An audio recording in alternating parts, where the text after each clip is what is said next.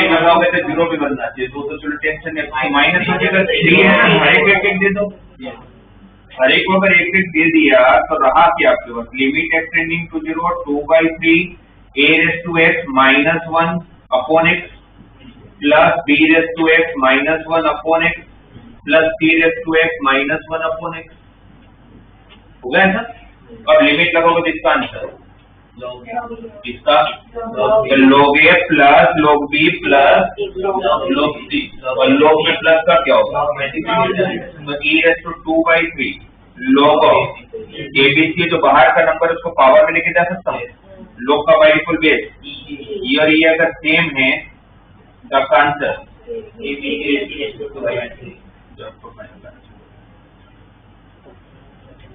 इसको आप एडोसेस भी कर सकते हो, बट उसके लिए आपको दोनों तरफ log अप्लाई करना पड़ेगा, फिर वो फॉर्म बनेगा 0/0 का, और फिर आप डिफरेंशिएट करें तो भी चलेगा।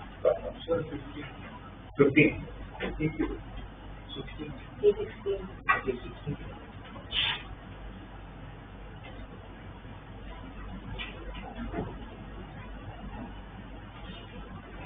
Limit x tending 0 cos x raised to 1/x², ये भी कुछ हो जाएगा, लोग की जरूरत नहीं, मतलब लोग से तो हो ही जाएगा, वो तो है ही मेरे पास ऑप्शन हमेशा, बट वेरिएबल है तो वेरिएबल है, वापस ये प्रॉपर्टी लगाता हूँ, प्रॉपर्टी की सबसे पहला टर्म क्या चाहिए, 1 नहीं है तो क्या करते हैं +1 और अब देखो क्या ये वेरिएबल 0 हो रहा है, x को 0 रखो और 0 की वैल्यू 1 0 हो रहा है, तो क्या चाहिए आपको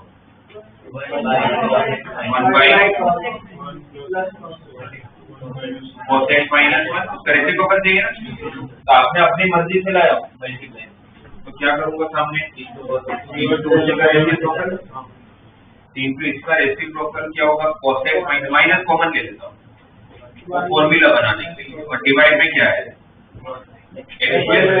लिमिट लगाने पर इसका आंसर कितना e, तो e के पावर में limit of x tending to 0 1 minus cos x की फॉर्मूला 2 sin स्क्वायर, प्रॉपर्टी के हिसाब से नीचे क्या है x² बाई तो x² था 4 से डिवाइड 4 लिमिट लगाने पर इसका आंसर तो बचा क्या e raised to power -2/4 मतलब -1/2, तो 1/√e नेगेटिव है तो वो नीचे चला जाएगा और 1/2 लग रूट है, तो लॉग लगाने तो खाली -1/2 हो रहा है, तो सामने लोगे भी तो था, तो लोगे इक्वल टू -1/2, तो लोग हटाओगे तो e raised to power अपने लोग इसका आंसर आपने कुछ a माना होगा, आपने a माना तो आप पावर को नीचे उठाने के लिए एक तरफ तो लोग नहीं लगाओ, तो लोग दोनों साइड लगाओगे, नहीं आप हमेशा जब लोग लगाओगे तो दोनों साइड ही लगाना पड़ेगा, सामने कुछ अज्यूम कर ले इसका आंसर ये होगा, फिर लोग लगाओ।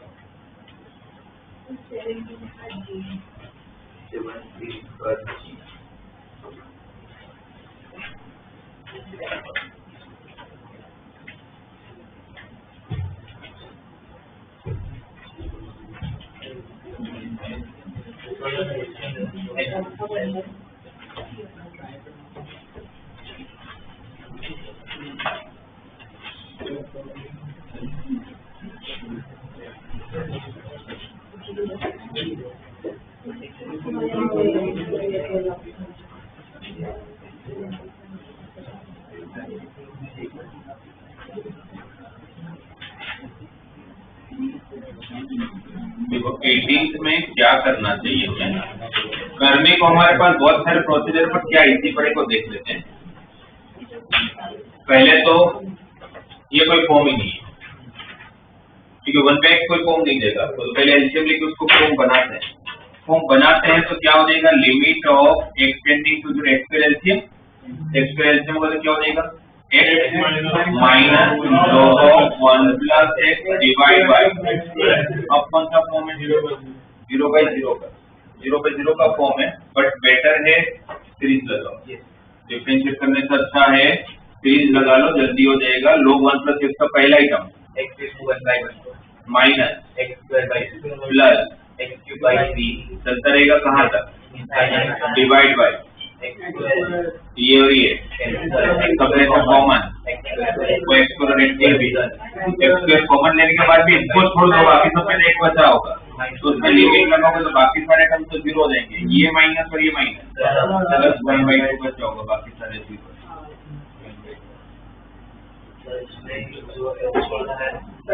केस वाला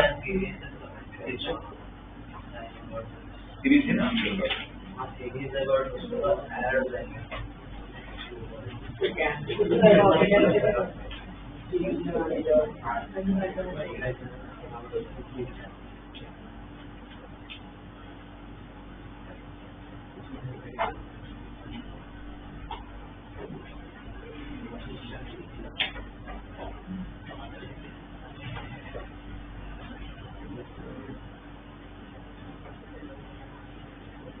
आपको साइन इनवर्स x और tan इनवर्स की सीरीज से क्लास में हमने डिस्कस किया है ना, साइन इनवर्स x की सीरीज का पहला टर्म, और हमने याद करने का तरीका ढूंढा था sin x में से x raised to 1/1 factorial minus x square by 2 factorial plus x cube by 3 factorial minus x to 5/5 factorial, ऐसा सीरीज है sin x का।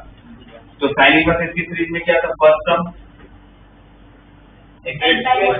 वो सेमी रेस्ट सेकंड टर्म, अच्छा पहले ये सारे टर्म है इसमें अल्टरनेट साइन, अच्छा पहले tan इनवर्स x की सीरीज लिख लेते हो, तो tan इनवर्स x की सीरीज में कुछ करना ही नहीं था, सेम तो सेम हटा देते थे।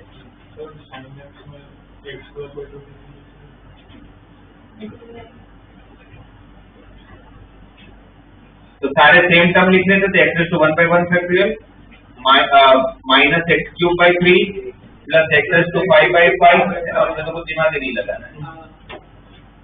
यहाँ पर याद करने का क्या था, x raised to 1/1 फिर x क्यूब था, तो हम लोग क्या करते थे, लीड वैल्यू का 3 हटा देते, मतलब फैक्टोरियल हटा देते थे, फिर ऊपर सारे ऑड लिख लेते थे, नीचे सारे इवन लिखते थे, और जिसमें सारे पॉजिटिव हो जाते थे, और plus x raised to 5/5 factorial में कैसा आएगा, 1 3 2 4 x raised to 5/5, ये सीरीज कहाँ तक जाएगा, इनफाइनाइट। तब देखोगे प्लस x/1 और ये माइनस x/1 कैंसिल, और बाकी सब में से क्या कॉमन है, x क्यूब, दोनों यहाँ से भी x क्यूब कॉमन, यहाँ से भी x क्यूब कॉमन, तो x क्यूब कॉमन निकला, x क्यूब ही तो टेंशन था वो कर गया, तो यहाँ पर सिर्फ कौन बचा, बाकी सब में x बचा होगा x क्यूब कॉमन लेने के बाद भी, तो जीरो तो जीरो, और यहाँ पर क्या बचेगा, माइनस माइनस प्लस 1/3, बाकी सारे जीरो हो जाएंगे, तो 1/6 प्लस 1/3 3/6, तो 1/6। तो सीरीज बहुत काम की चीज है, याद रख लो, कहीं पर भी थोड़ा कॉम्प्लिकेशन दिखा तो सीरीज लगा दो।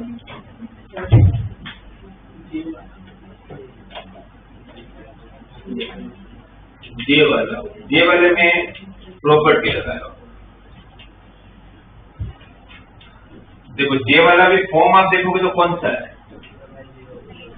8s2x minus 2s2x minus 5s2x plus 1/x कौन सा फॉर्म है, डिफरेंशिएट करने जाओ तो प्रोडक्ट रूल लगाना पड़ेगा, जो हमें कभी नहीं करना है, अगर हटा सकते हैं तो यहाँ पर हटा पाऊंगा, डिवाइड बाय x, लिमिट लगाऊंगा तो इसका आंसर 1 तो हटा देता हूँ, लिमिट अब इस पे लगाना बाकी रह गया, ठीक है। अभी भी 0/0 का फॉर्म है, डिफरेंशिएट कर सकते हो, बट उससे बेटर है एक्सपोनेंशियल का, तो इसमें क्या कॉमन है, क्या कॉमन है, आंसर क्या रहेगा, इन दोनों में से -1 कॉमन लोगे तो वही रहेगा, के दो फैक्टर है, 2x -1 है, x स्क्वायर था, एक इसको तो एक इसको तो, ये प्रॉपर्टी बनती है, इसका आंसर log a होता है, इसका आंसर log 2, इसका आंसर log 5, ये लोग मल्टीप्लाई को लेकर कोई प्रॉपर्टी नहीं है आपके पास, तो log 2 into log 5।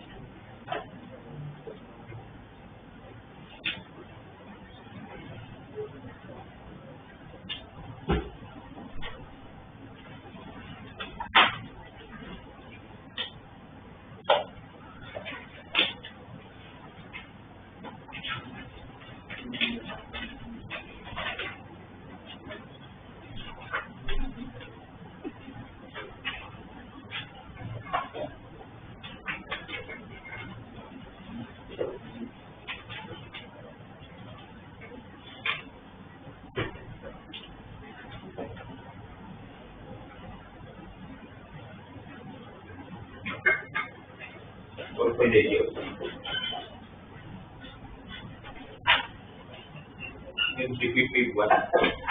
ग्राफ वाले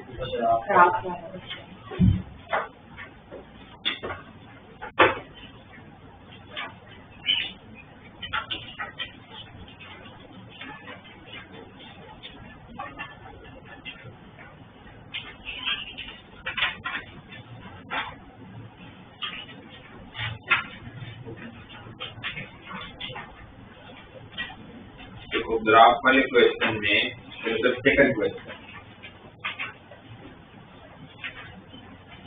देखो सेकंड क्वेश्चन में ये सिर्फ आप लोग को इसलिए ग्राफ मिल दिया कि आपको लिमिट का मतलब पता है ना, वो पता करने के लिए कुछ नहीं।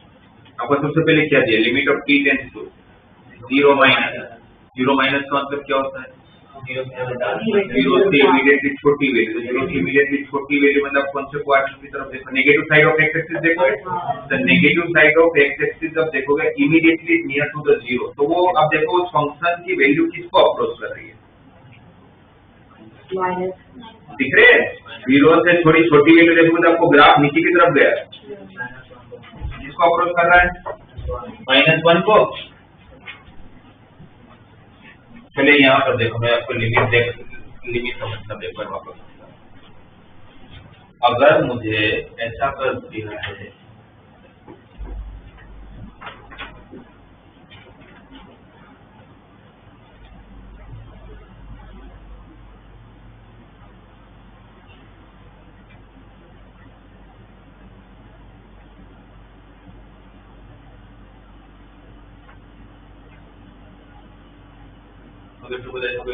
मुझे बोला जाता है कि limit of x tending to 0 plus और एक function f of x, limit of x tending to 0 plus f of x का आंसर क्या है और limit of x tending to 0 minus f of x का आंसर क्या है। ये पॉइंट है 0,1 और ये पॉइंट है 0,2। तो 0 प्लस का मतलब होता है 0 से इमीडिएटली बड़ी वैल्यू, इस तरह की वैल्यू, बट नेबरहुड वैल्यू दो 0, तो 0 के एकदम बाजू वाली वैल्यू होगा वो आपको फंक्शन में देखने का, यहाँ पर आएगा, ये वैल्यू किसको अप्रोच कर रहा है। अच्छा, यहाँ पर डार्क सर्कल अभी आप लोगों को मैटर नहीं करता, क्योंकि आपको पता है कि डार्क सर्कल इसलिए मैटर नहीं करता, x इक्वल टू 0 एग्जिस्ट ही नहीं करता लिमिट के हिसाब से।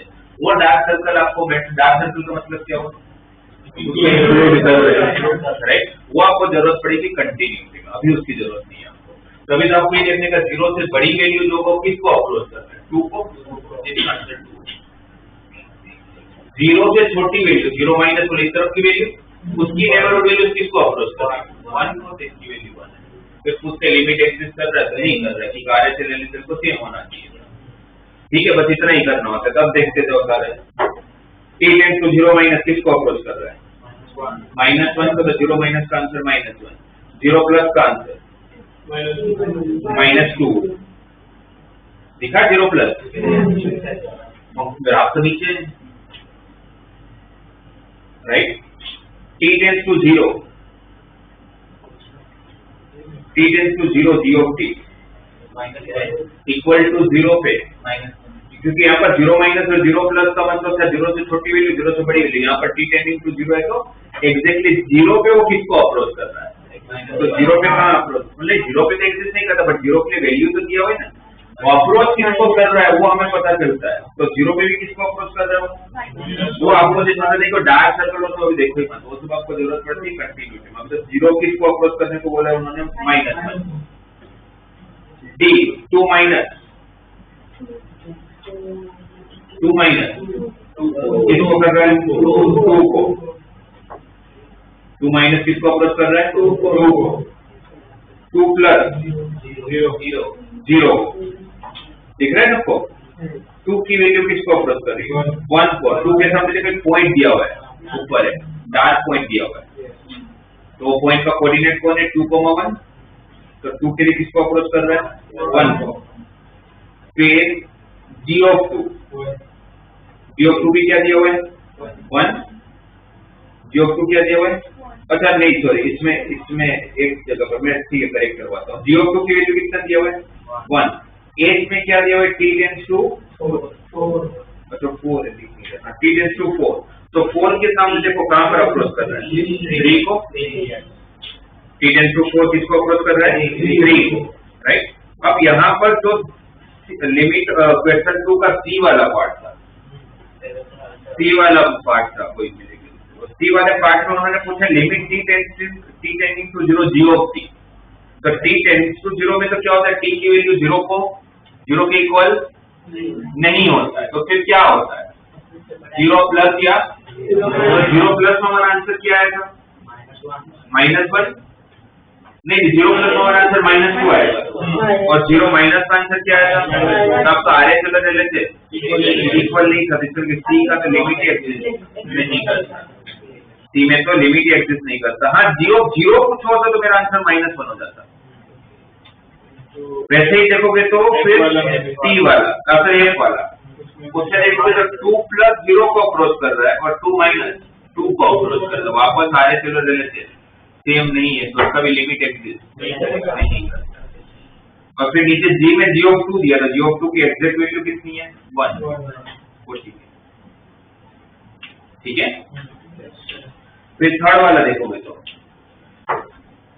ग्राफ देख के पहले डिसाइड करते हैं कि लिमिट एग्जिस्ट करेगा कि नहीं। Limit extending to 2 R of x, 2 plus और 2 माइनस दोनों किसको अप्रोच कर रहा है? कैसे 2 प्लस किसको अप्रोच कर रहा है? इनफाइनाइट को, माइनस इनफाइनाइट। 2 माइनस भी किसको अप्रोच कर रहा है? माइनस इनफाइनाइट को। पीछे देखो आंसर से क्या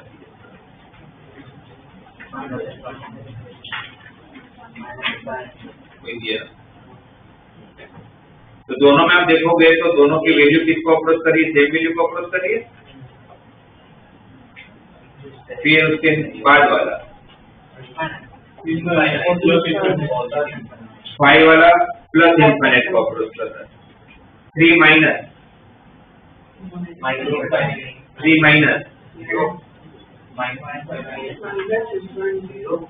3 के आसपास की वैल्यू देखनी है आपको, किसको अप्रोच कर रहा है? 0 को अप्रोच कर रहा है। 3 कहाँ दिख रहा है? 2 के बाद का जो पॉइंट है, तो 3 माइनस का ग्राफ किसको अप्रोच कर रहा है? वो जो आप माइनस इनफाइनाइट बोल रहे हो 2 प्लस का आंसर है, तो -3 का नहीं, 3 का देखना है। 3 माइनस किसको अप्रोच कर रहा है? 0 को। 3 प्लस कुछ होता तो वो भी 0 को। अच्छा, तो पूछा ये नीचे। फिर ई वाला the equation of the vertical asymptotes, vertical asymptotes जिसको ग्राफ कहाँ जाके टच करता है? कौन से वर्टिकल एसिम्पटोट है आपके पास? कितने वर्टिकल एसिम्पटोट दिख रहे हैं? कहाँ पर वो इनफाइनाइट को जाके टच करता है? -3, 2 एंड 5 तीन एसिम्पटोट है।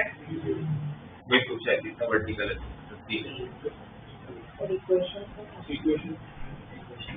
तो x equal to 3, x equal to 5, x equal to -3। Vertical length x equal constant ही होता है।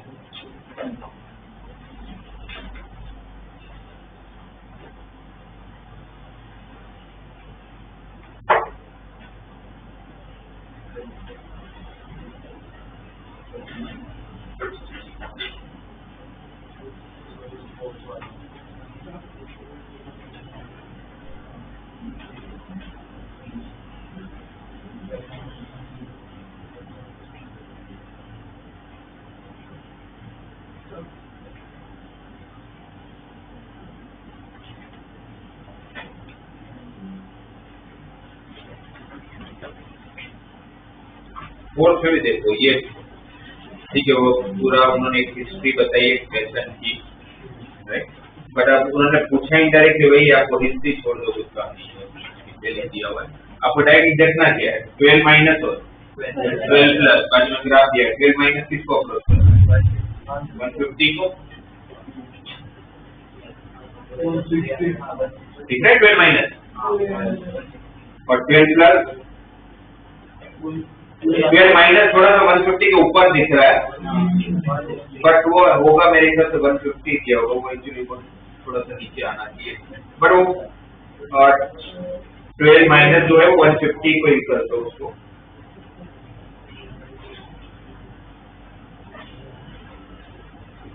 थोड़ा वो 150 के ऊपर है, बट उनका अप्रोच वो 150 होगा, देने में थोड़ा सा वैसे प्रिंटिंग में। और 12 प्लस किसको अप्रोच करना है? 300।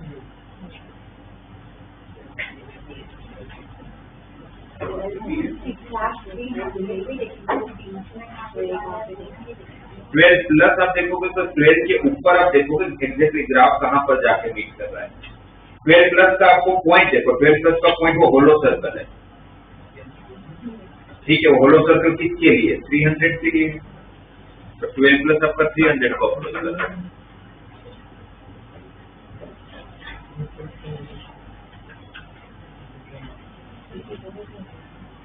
फिर और एक बार देख लो आप लोग,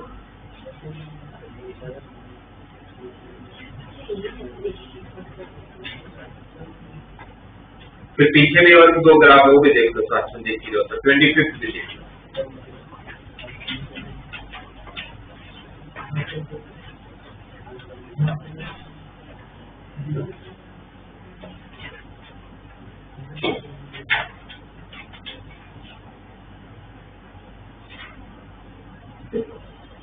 फिफ्थ में आप लोगों को बाजू में एफ ऑफ एक्स का ग्राफ दिया हुआ है, इसके बाजू में जी ऑफ एक्स का फंक्शन दिया है।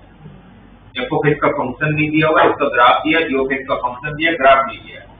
आपको सबसे पहले चेक करना है limit of x tending to f of g of x. इसमें हो सकता है कि लिमिट एक्सिस्ट ना भी करता हो, इसलिए आप क्या चेक करोगे? 2 प्लस और 2 माइनस। पहला ऑप्शन से चालू करो, ए वाले से। F of g of x, मुझे बताओ जी ऑफ एक्स में 2 प्लस के लिए आप कौन सा फंक्शन यूज करोगे? 7 माइनस एक्स। उससे बड़ी वैल्यू के लिए क्या दिया हुआ है? उसमें 2 रखोगे तो आंसर कितना आएगा? 5। इसके लिए 2 प्लस किसको अप्रोच कर रहा है? 5। वो 5 एफ का क्या बना? डोमेन। भाई एफ का डोमेन जी ऑफ एक्स है, जिसमें एक्स को आपने 2 रखा जी ऑफ एक्स के फंक्शन में, तो आपको 5 मिला। तो 5 के लिए आप चेक करो, अब बाजू में ग्राफ देखना पड़ेगा आपको एफ ऑफ एक्स का। तो 5 प्लस किसको अप्रोच कर रहा है? 2 प्लस की बात हो रही है ना? 3 को अप्रोच। आप कौन सा देख रहे हो? अच्छा, पर इसमें देखो आपको नहीं, यहाँ पर लिख के दे रहा हूँ। जी ऑफ एक्स आपको दिया हुआ है x minus 2 whole square x is less than 2, और यहाँ पर x is greater than equal to 2 के लिए दिया हुआ है 7 माइनस एक्स, ठीक है। Limit of x tending to 2 f of g of x. पहले इसको समझते हैं, फिर एफ वाले ग्राफ मिल जाएंगे। आपको पता है कि इसमें ऑप्शन में ये भी पॉसिबिलिटी बन सकती है कि लिमिट एग्जिस्ट ही ना करता हो। तो लिमिट एग्जिस्ट ही करता है कि नहीं करता हो जानने के लिए इसका आरएचएल जब लेंगे, तो limit of x tends to 2 plus check करो। 2 प्लस आप देखो 2 प्लस आपको यहाँ से डिसाइड करना पड़ेगा कौन सा फंक्शन। 2 प्लस किस और 2 से थोड़ी बड़ी वैल्यू, तो ग्रेटर देन 2 हो गया, ये वाला फंक्शन यूज करोगे। आप सोचो कि आप यहाँ से 2 से कोई बड़ी वैल्यू रख लो, आप 2 नहीं रख लो, 2 से इमीडिएटली बड़ी वैल्यू रख लो, 2.01, 2.001, 2.1 ऐसी कोई वैल्यू। तो 7 में से 2 पॉइंट समथिंग माइनस करोगे तो आपका आंसर 5 से छोटा मिलेगा। यस सर, 5 से थोड़ी छोटी वैल्यू मिलेगी, क्योंकि आप 2.1 या 2.01 ऐसा कुछ माइनस कर दो। तो यहाँ पर आप लोगों को 5 प्लस नहीं आएगा, यहाँ पर 5 माइनस आएगा। अब ये 5 माइनस आपको देखना है उस ग्राफ में, तो 5 से इमीडिएटली छोटी वैल्यू किसको अप्रोच कर रही है? 2 को। 5 माइनस किसको अप्रोच कर रहा है? 2। फिर हम जब एलएचएल में जाएंगे तो limit of x tending to 2 minus तो ये वाला फंक्शन 2 माइनस, तो 2 माइनस 2 0 ना। तो 0 में तो क्या प्लस माइनस रेसिड्यू स्क्वायर है, तो डायरेक्ट हम किसको चेक करेंगे? F of 0। अच्छा, इसमें जब 0 को अप्रोच करोगे 0 माइनस जैसा होगा ही नहीं स्क्वायर, तो 0 प्लस की बात हो रही है, तो क्या हो जाएगा? किसको अप्रोच कर रहा है? वो भी 2। इसका तारे से रिलेशन सेम है, तो लिमिट एग्जिस्ट करती है, जिसका आंसर 2 आ गया। करेक्ट। अब दूसरे वाला देखो, limit of x tending to 0 g of f of x. अब आप लोग मुझे बताओ, जी ऑफ 0 प्लस अब यहाँ पर आप लोग f से चालू करोगे हाँ? तो देखो ग्राफ में 0 प्लस का फंक्शन किसको अप्रोच कर रहा है, 2 को या 2 माइनस को, मतलब ठीक है 0 प्लस 2 को अप्रोच कर रहा है, 0 प्लस किसको अप्रोच कर रहा है 2 को। अब इक्वल अब g ऑफ 2 तो इक्वल टू 2 वाला फंक्शन में रखोगे तो आंसर कितना है 5। एलएचएस जब लेंगे limit of x tending to 0 minus किसको अप्रोच कर रहा है 4 को, तो g ऑफ 4 के लिए कौन सा फंक्शन सेम और आंसर क्या आएगा 3। RHL is not equal to LHS, इसका लिमिट एग्जिस्ट नहीं करता। थर्ड वाले का लिमिट एग्जिस्ट करता है कि नहीं करता, तो वैल्यू बताओ तो पता चलेगा।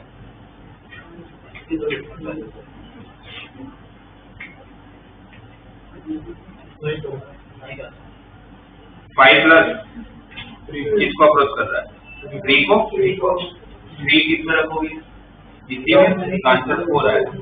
फिर 5 माइनस 2 को वो भी उसी में रखेंगे तो उसका भी आंसर कितना आएगा, पर दोनों आंसर तो दोनों का है पर दोनों का आंसर अलग है, तो इसका भी लिमिट एग्जिस्ट।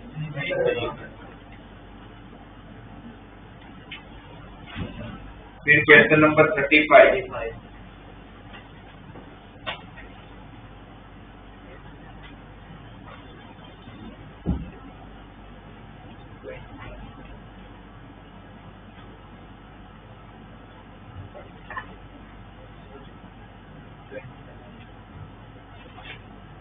तो ग्राफ का है, एक मिनट पहले ग्राफ देख लो।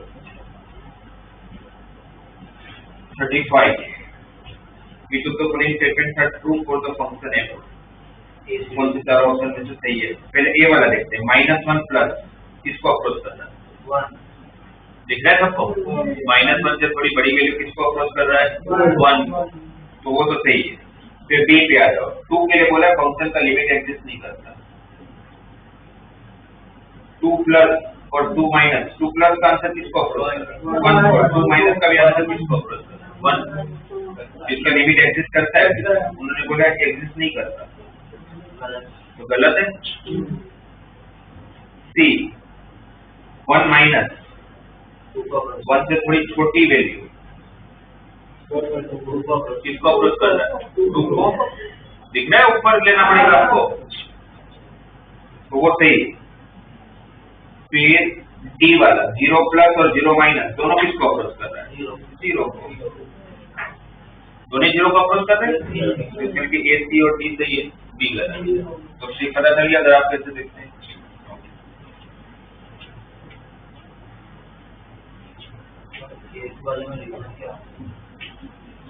अब पहले से मुझे बताते जाओ।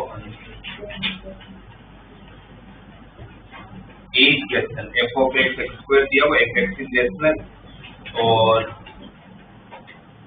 0 दिया कि एक्स इज इरेशनल, उसका limit extending to 0 f of x का आंसर क्या होगा। आप मुझे एक चीज बता सकते हो, 0 प्लस कोई भी रेशनल नंबर के आजू बाजू की वैल्यू कैसी होती है, तो 0 प्लस भी इरेशनल होगा, 0 माइनस भी इरेशनल में आपको फंक्शन क्या कंसीडर करना है 0, तब तो आरएचएल भी 0 है,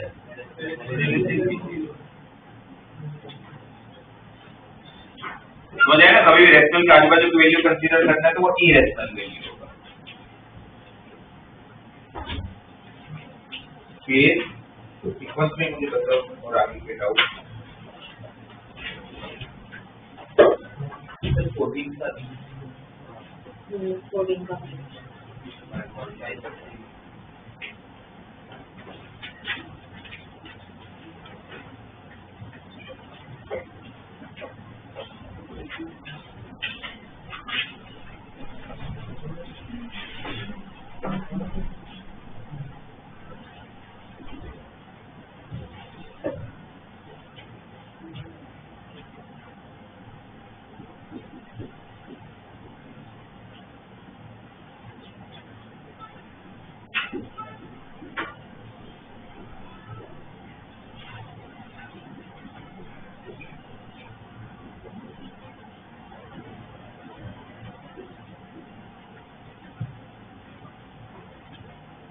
तो अभी ये 14 का जो बी है इसका कौन सा फॉर्मेट है या कौन सा फॉर्म में दिया है क्वेश्चन? एक्स को अगर 0 रखोगे तो कौन सा फॉर्म आएगा? 0/0। एक तो ये कि मेलोस्टर लगा लो डायरेक्ट।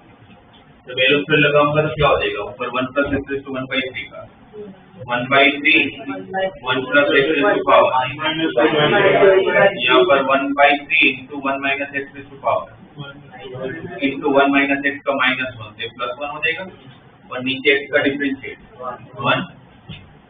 अब तब डायरेक्टली 0 रख सकते हो। तो x को 0 रखोगे तो क्या बचेगा आपका 1 1 to something 1 ही होगा। यहाँ पर भी 1 - 0 1 होगा 1 to something 1 ही होगा 1/3 + 1/3 होगा। ये भी कर सकते थे, इसका बाइनोमियल थ्योरम भी लगा सकते थे। बाइनोमियल थ्योरम लगाते तो फर्स्ट टर्म क्या होगा? दोनों से कर लेते। इसका एक्सपेंशन बताओ। फर्स्ट टर्म 1/3 से 0 1 ही होता है। 1 का कोई भी पावर 1 ही होता है। x का पावर 0 होगा तो फर्स्ट टर्म तो 1 है ना इसका। सेकंड टर्म 1/3 c1 1/3 होगा। 1 का कोई भी पावर 1 ही होगा। x का power 1।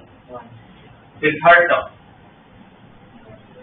1/3 c2 x² plus 1/3 c3 x³ कहाँ तक जाता है? इनफाइनाइट।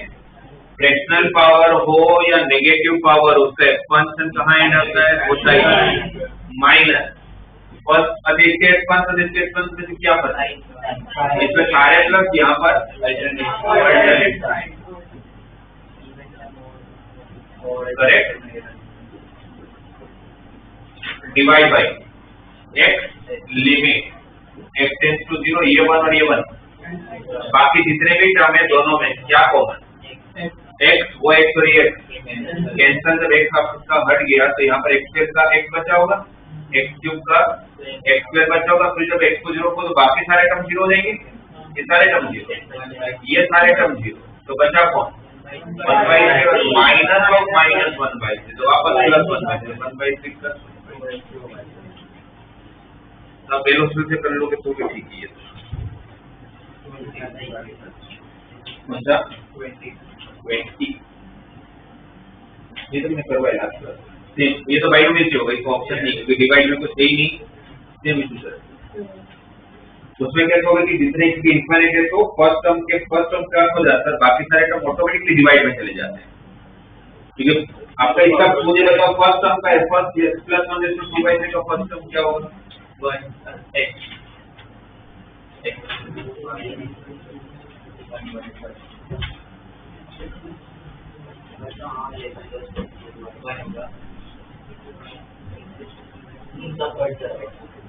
कट नहीं जाएगा और सारे टर्म डिवाइड में चले जाएंगे। हाँ मतलब वैसे कट जाएंगे बट जो बचेंगे देखो इसमें x + 1 to power 2/3 minus x - 1 to 2/3। इस क्वेश्चन में अच्छी बात ये थी कि नीचे कुछ था जो फॉर्म बना पाया। ये इनफाइनाइट माइनस इनफाइनाइट का फॉर्म है। आपको एलोस्टर लगाना होगा तो 0/0 या इनफाइनाइट बाय इनफाइनाइट चाहिए जिसको आप कन्वर्ट नहीं कर पाओगे। इसमें एक ही ऑप्शन है क्या लगा है? और इजी ऑप्शन वही है कि बाइनोमियल लगा लो वरना फिर वो रैशनलाइज वगैरह करके क्यूबिक वाला फॉर्मेट बना सकता था बट वो लेंथी है। उससे बेटर है ये लगा लेते हैं। फर्स्ट टर्म 2/3 से 0 x⁴2/3 उसके बाद 2/3 c1 x का पावर 1 डिक्रीज होगा -1/3 उसके बाद का 2/3 c2 into x² चलता रहेगा माइनस यहाँ पर सेम ही एक्सपांशन बस ऑल्टरनेट साइन।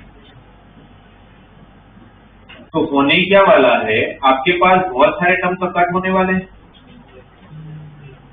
बहुत सारे टर्म कट होंगे कि नहीं होंगे मेरे को कोई लेना देना नहीं था। वो तो भी ठीक नहीं हो तो मेरे को ये टर्म कट होना चाहिए था वो टर्म कट हो गया। क्यों ये टर्म कट होना चाहिए था? तो इसमें मैं x को इनफाइनाइट रख नहीं पाऊंगा।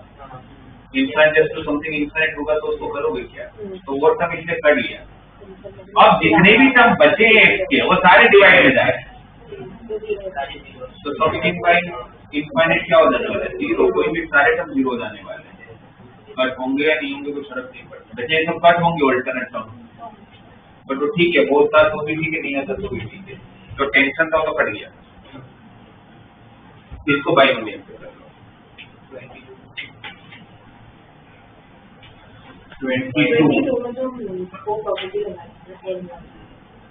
x raise to power 1/n-1 को 1/n-1 से डिवाइड और 1/, x-1 से डिवाइड और x-1 से मल्टीप्लाई, नीचे भी सेम, x-1 से डिवाइड, x-1 से मल्टीप्लाई, x-1 कट जाएगा तो दोनों में वो फर्स्ट वाली प्रॉपर्टी कट जाएगी। या तो फिर आपको वो भी नहीं करना तो भी कोई बात नहीं, 0/0 का फॉर्म है उसमें लगा।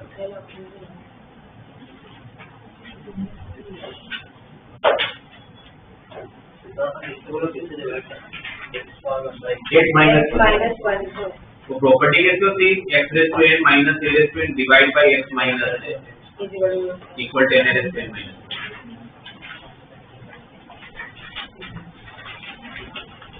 फिर 26 पे हो गए सारे।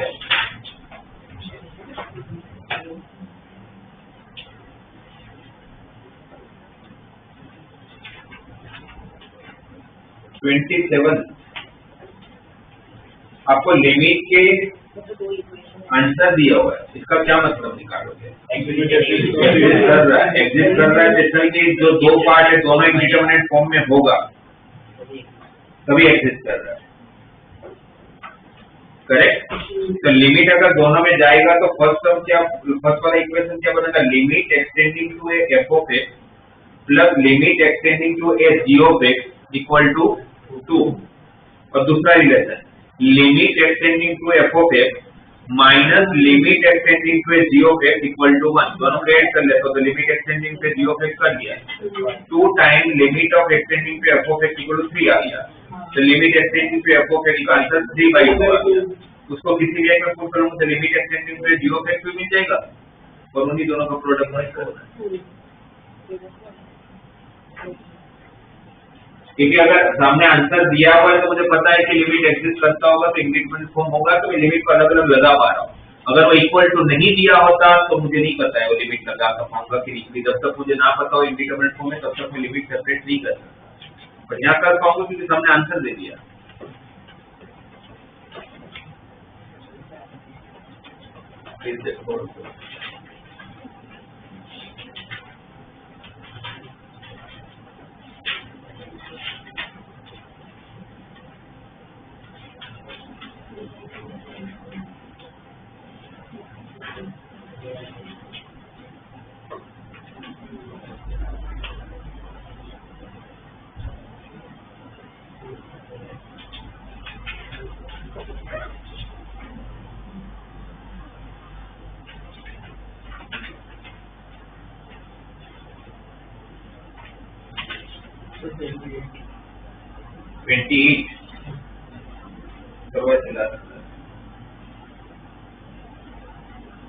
ठीक है, वापस देख लेते हैं। 4 inverse root x plus 1 minus root x infinite minus infinite का फॉर्म है 4 इनवर्स के अंदर, तो उसको रेशनलाइज करोगे तो ऊपर 1 बचेगा, नीचे root x plus 1 plus root x बचेगा। तो x को इनफिनिट रखूंगा तो 1/∞ 0 हो जाएगा, कोस का 0 होता है 5/2 और नीचे जो सेक इनवर्स का डोमेन है उसमें x से डिवाइड करें तो क्या बचेगा 2 plus 1/x upon 1 minus 1/x। तो x को इनफिनिट रखूंगा तो सिर्फ 2 बचेगा, 2 का पावर इनफिनिट तो सेक ऑफ इनफिनिट वापस 5/2, ऊपर भी 5/2 नीचे भी 5/2। तो ये सब देने का रीजन क्या है, लिमिट सिर्फ इंडिटरमिनेट फॉर्म में लगता है, वो फंक्शन 4 इनवर्स सेक इनवर्स ये सब मेरे काम की नहीं है। जहां इंडिटरमिनेट फॉर्म बना लिमिट वहां लगेगा।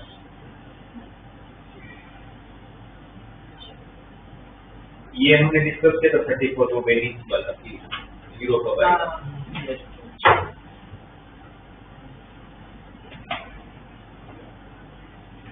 पीछे CPP2 निकालो।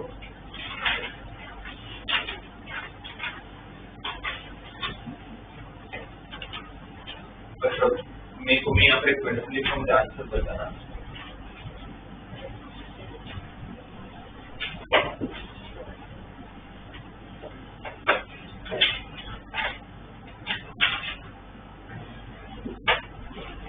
Limit x tending to 0 100 sin x by x plus 100 tan x by x। ये ग्रेटेस्ट इंटीजर का सिंबल है, इसका आंसर क्या होगा आप लोग?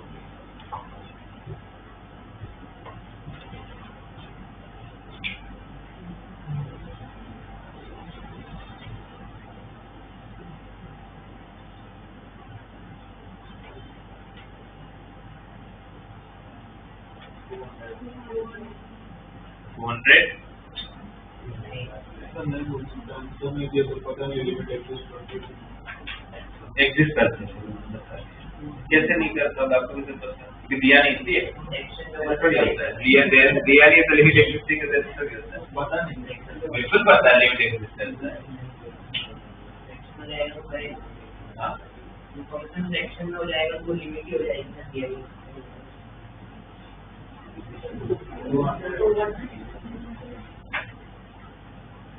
और देखो इसमें ऑप्शन तो होगा ही 200 का, और मैक्सिमम बच्चे वही लिखाएंगे जो गलत है। अच्छा 200 कैसा है? तो आपके हिसाब से लिमिट डायरेक्टली ग्रेडेशन के अंदर कूद के चला गया अंदर, वो जाएगा ही नहीं अंदर। जब तक वो पीस वाइज हटाना ना, वो जब तक हटेगा नहीं ना तब तक कोई भी चैप्टर में कुछ भी नहीं कर सकते। तो आपको सबसे पहले इसको हटाना पड़ेगा। ये जब तक हटेगा ना तब तक इक्वेशन हिलेगा भी नहीं आए। और ऐसा किसी के लिए फिर वो ग्रेटेस्ट इंटीजर हो, फ्रैक्शनल फंक्शन हो, मॉड्यूलस हो, सिग्नम हो, लीस्ट इंटीजर फंक्शन हो, जो पीस वाइज फंक्शन हमारे सिलेबस में, उन सबको हटाना पड़ेगा आपको। तो चलो हिंट दे दीजिए, हटाना पड़ेगा। तब कैसे हटाओ?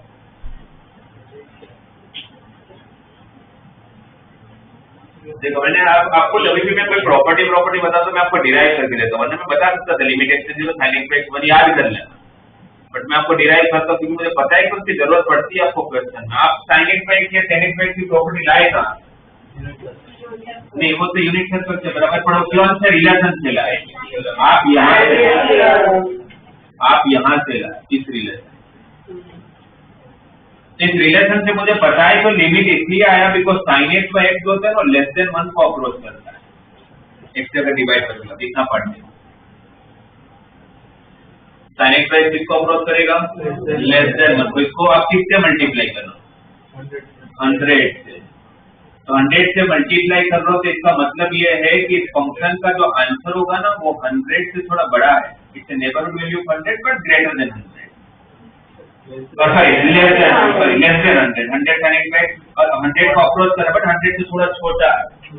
100 से थोड़ी छोटी वैल्यू का ग्रेटेस्ट इंटीजर 99। और इस तरफ देखोगे तो 10x by x is greater then 1, तो 100 10x by x is greater then 100 को अप्रोच करते बट 100 से थोड़ा बड़ा होगा और उसका ग्रेटेस्ट इंटीजर इसका आंसर 200। क्योंकि आपको पहले पीस वाइज फंक्शन हटाने पे फोकस करना पड़ेगा। जैसे सेम आप लोग देखो DPP2 में 23 दिया बस उसमें मैंने 100 वैल्यू दिया था जिससे थोड़ा इजी हो जाए, तो अब आप वो भी कर लोगे। n sin x by x का answer n sin x by x का आंसर n -1 और n sin x by x का आंसर n, तो दोनों का एडिशन को ऊपर कर 2n। फिर आप 20 वाला क्वेश्चन नंबर 20।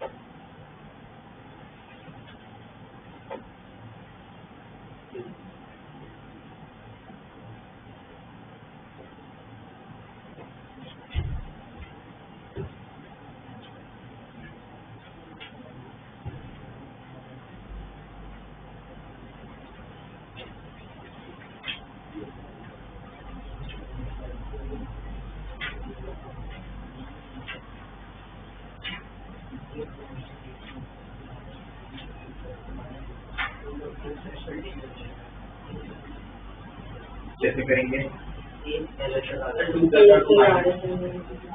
प्लस और 2 माइनस को बराबर पर सबसे पहले तो कहाँ पर प्रॉब्लम है?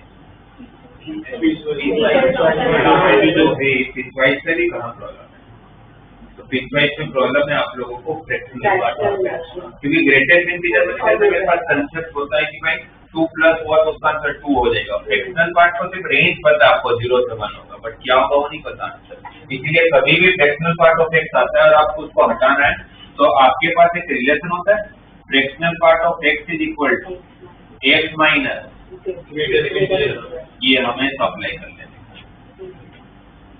फ्रैक्शनल पार्ट ऑफ x इसके बराबर होता है, क्योंकि कोई भी नंबर से दो ही तो पार्ट है, फ्रैक्शनल पार्ट और एक इंटीग्रल पार्ट। फ्रैक्शनल पार्ट में से इंटीग्रल पार्ट गया तो बचा कौन?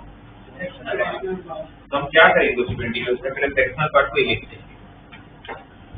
पहले फ्रैक्शनल पार्ट को लिखेंगे हम लोग, लिमिट ऑफ, मतलब एल जो है वो हो गया आपका limit of x tending to 2 greatest integer of x divided by x minus greatest integer of x। अब यहाँ पर RHS LHS चेक करें। इसका RHS limit of x tending to 2 plus का ग्रेटेस्ट इंटीजर 2, तो 2 अपॉन x माइनस 2। अब limit अब लगेगा, तो अब जब लगेगा तो नीचे सब कुछ हो गया, तो लिमिट लगाओगे तो नीचे क्या हो जा रहा है? 0। इसलिए इसका RHS ही अनडिफाइंड। इसका LHS भी नहीं ढूंढूंगा, उसको पहले ही बोल दूंगा भाई एटलीस्ट नहीं करता। पहले से ढूंढना क्यों जब RHS ही नहीं है? ये तो मुझे पता चल गया कि इसका लिमिट एक्सिस्ट नहीं करता। वही चीज बाजू में m के लिए देखो, m में दिया हुआ है limit of x tending to 2 fractional part of x which is x minus greatest integer of x divided by greatest integer of x। तो अब यहाँ पर जब RHS लोगे आप लोग, तो limit of x tending to 2 plus, तो x माइनस 2 अपॉन 2। अब x को 2 रखोगे तो 2 माइनस 2 0। अब LHS लेते हैं, क्योंकि RHS एग्जिस्ट कर रहा है तो अब LHS देखना पड़ेगा। 2 माइनस 2 से छोटी वैल्यू का ग्रेटेस्ट इंटीजर 1। अब इसमें x को 2 रखोगे तो 2 माइनस 1। इसका भी एग्जिस्ट नहीं करता, बट इसका नॉन एग्जिस्टेंस का रिलेशन, मतलब इसका जो रीजन है वो अलग। इसका रीजन क्या है? RHS नॉट इक्वल टू, यहाँ पर रीजन क्या है? RHS इज नॉट इक्वल, और दोनों ही एग्जिस्ट नहीं करता है। बट ध्यान में रखिए जब भी फ्रैक्शनल पार्ट आता है तो उसको पहले ग्रेटेस्ट इंटीजर में लिखना।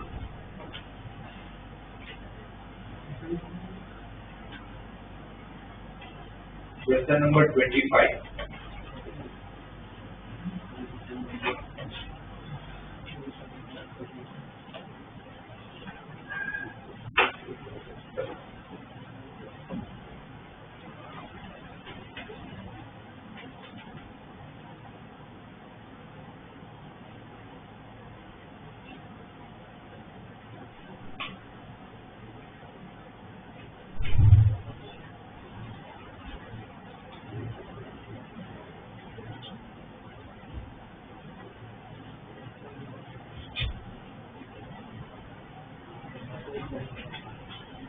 देखो यहाँ पर आप देखोगे तो आपको क्या चेक करना पड़ेगा?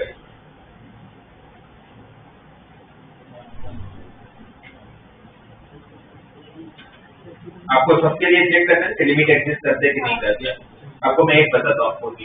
L1 जो है limit extending to π/4 cos inverse greatest integer of sec of x minus π/4। अगर आप इसके अंदर π/4 प्लस लेते हो, अगर आप इसके अंदर π/4 प्लस लेते हो तो आपका जो sec का जो डोमेन है x माइनस π/4, x के लिए π/4 से बड़ी वैल्यू ली आपने, π/4 प्लस का मतलब क्या हो गया? π/4 इमीडिएटली बड़ी वैल्यू, π/4 से थोड़ी बड़ी वैल्यू में से π/4 को सब्ट्रैक्ट करोगे तो वैल्यू कैसे रहेगी? पॉजिटिव रहेगा। पॉजिटिव रहेगा तब कौन से क्वाड्रेंट? फर्स्ट क्वाड्रेंट में हो, राइट। और फर्स्ट क्वाड्रेंट में 0 से थोड़ी बड़ी वैल्यू के लिए sec का आंसर कैसा होगा? 1 sec 0 की वैल्यू क्या होती है? 1 होता है ना। और sec फर्स्ट क्वाड्रेंट में कैसा फंक्शन है? इंक्रीज, पॉजिटिव तो नहीं, बट कैसा फंक्शन है? ठीक है, cos डिक्रीज होता है तो sec तो 0 डिग्री से जैसे जैसे आप आगे बढ़ोगे तो आंसर भी इंक्रीज होगा। तो 0 पे अगर 1 है तो 0 से थोड़ी बड़ी वैल्यू पे हो, 1 से थोड़ी बड़ी वैल्यू देगा, इंक्रीज है ना। तो 1 से थोड़ी बड़ी वैल्यू का ग्रेटेस्ट इंटीजर 1, तो इसका RHS का आंसर आया cos इनवर्स 1। इसका RHS का क्या आंसर आया? यहाँ तक समझ आया? अब cos इनवर्स 1 की वैल्यू 0, cos इनवर्स 1 की वैल्यू 0। अब इसका RHS क्या आता है? जब इसका RHL पे आओगे LHL पे आते हैं तो x tending to pi by 4 minus, और पाई बाई 4 माइनस लोगे तो पाई बाई 4 माइनस समथिंग, उसमें जब पाई बाई 4 को हटाए नेगेटिव आएगा, बट सेक को नेगेटिव एंगल से फर्क ही नहीं पड़ता, तो जैसा था वैसे ही हो जाएगी। तो इसका RHL RHL का आंसर यही आना है।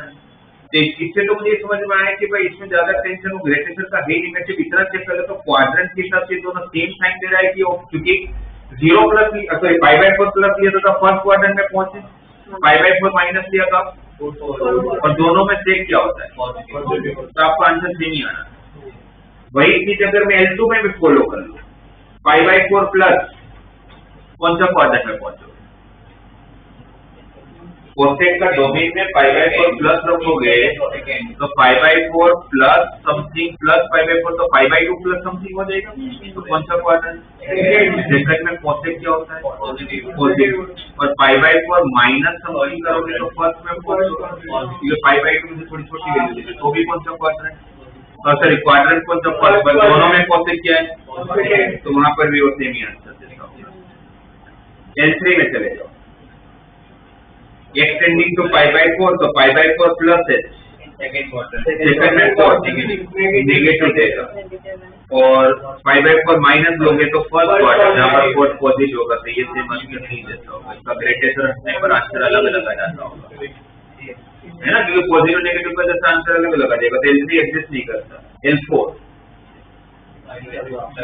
पाई बाई 4 प्लस है तो first quadrant, pi by 4 plus H में से पाई बाई 4 आपने माइनस किया तो फर्स्ट क्वाड्रेंट आएगा, 0 प्लस बनेगा तो फर्स्ट क्वाड्रेंट, और पाई बाई 4 माइनस करूंगा तो फोर्थ क्वाड्रेंट, 10 नेगेटिव होता है तो वापस ग्रेटेस्ट अलग अलग आना पड़ेगा, तो आप लोगों का L4 भी एग्जिस्ट नहीं करता, आपको कुछ तो कौन कौन एग्जिस्ट कर सकते, L1 L2 करेगा, L3 L4 नहीं करेगा, ये सर में बहुत बड़े बड़े कैलकुलेशन किए थे, कंसेप्ट सही हो आपके तो काफी सारे क्वेश्चन बन जाते हैं। 28 क्वेश्चन देखो इस बार,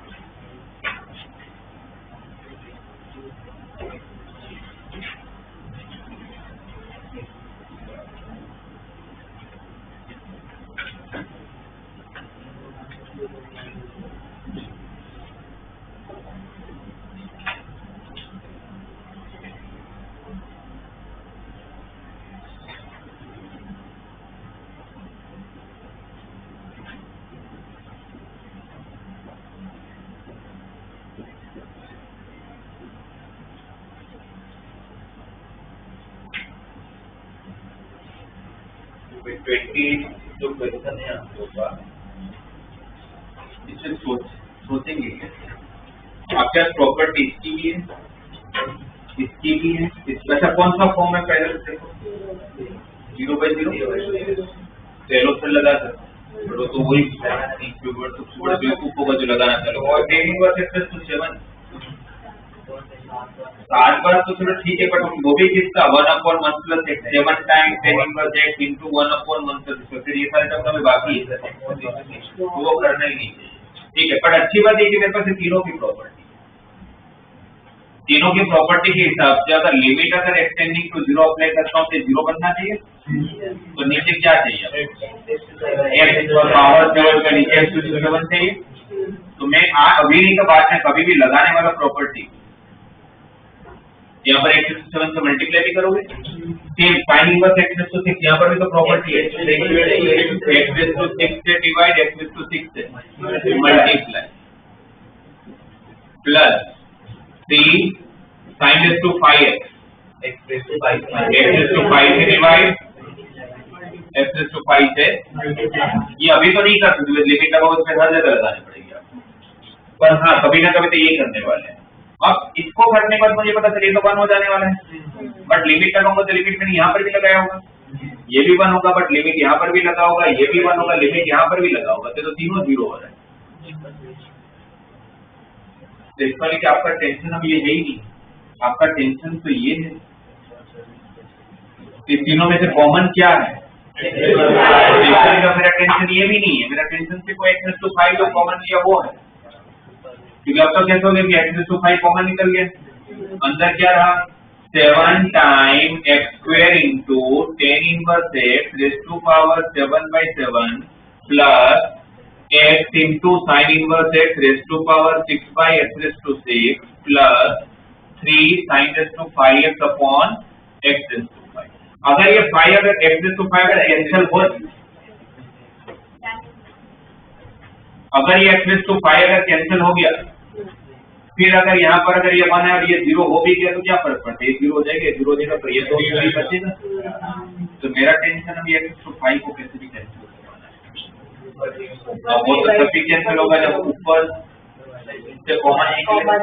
अब ऊपर जो कॉमन ऑलरेडी x⁵ है, तो इसको लेके आपको यहाँ पर क्या करना है, यहाँ पर क्या करना चाहिए, सीरीज लगानी चाहिए। क्या करना है, क्योंकि आपको कैसे करके x⁵ कॉमन लेना है, तो मैं क्या करूंगा यहाँ पर सीरीज लगाऊंगा, sin x की series x1/1 factorial minus x3/3 factorial plus 10x की सीरीज जिसकी है x⁵1/1 plus x³ plus 2/15 x⁵ ऐसा चलता रहता है, इस पूरे का whole square minus 1 minus cos 2x, cos x की सीरीज है आपके पास, तो cos x की सीरीज और cos 2x की सीरीज में से क्या फर्क होगा, x की जगह 2x आएगा, राइट। तो 2x raise to 0/0 factorial minus 2x raise to 2/2 factorial plus 2x raise to 4/4 factorial, सारे इवन पावर, कहाँ तक सीरीज इनफाइनाइट तक, और माइनस और सॉरी प्लस x⁵ और यहाँ पर भी पावर 4 है, ये ठीक है। अब देखिए इसका फर्स्ट टर्म x, इसका फर्स्ट टर्म, इसका फर्स्ट टर्म 1, इसका भी first term 1, something raise to 0/0 factor 1 ही हो जाएगा। अब यहाँ पर जितने भी टर्म बाकी रहे, इन सब में मिनिमम पावर कितना है, जब वो बाहर आएगा तो पावर 2 लेके आएगा, तो बाहर कितना आएगा x⁵, और यहाँ पर जितने भी टर्म बाकी रहे उसमें मिनिमम पावर x² है, वो भी जब बाहर आएगा तो पावर 4 लेके आएगा x⁵, और लास्ट वाला टर्म वो भी तीनों में जो भी कॉमन है तो सबसे मिनिमम पावर x⁵ कॉमन लेने का 2x⁵ x⁵, यहाँ पर x⁵ कॉमन लेने के बाद एक x बचा होगा बाहर, जैसे यहाँ पर x³ बच जाओगा क्योंकि x⁵ कॉमन लिया, और वहां पर 1 बच जाओगा। जैसे जब मैं लिमिट लगा दूंगा तो ये वाला पार्ट 0 क्योंकि बाहर x बचा था, ये वाला पार्ट 0 क्योंकि बाहर x³ बचा था, तो बचेगा क्या 1, और वो लिमिट जब यहाँ लगेगा तो ये 1 बट इंटू 0, ये 1 इंटू 0, ये 1 3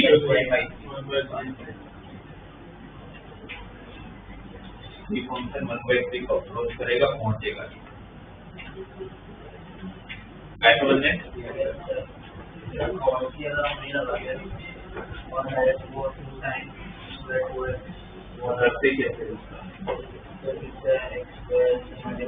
टू साइन पर x रेज़ टू पावर 4 और नीचे को 8 से डिवाइड और x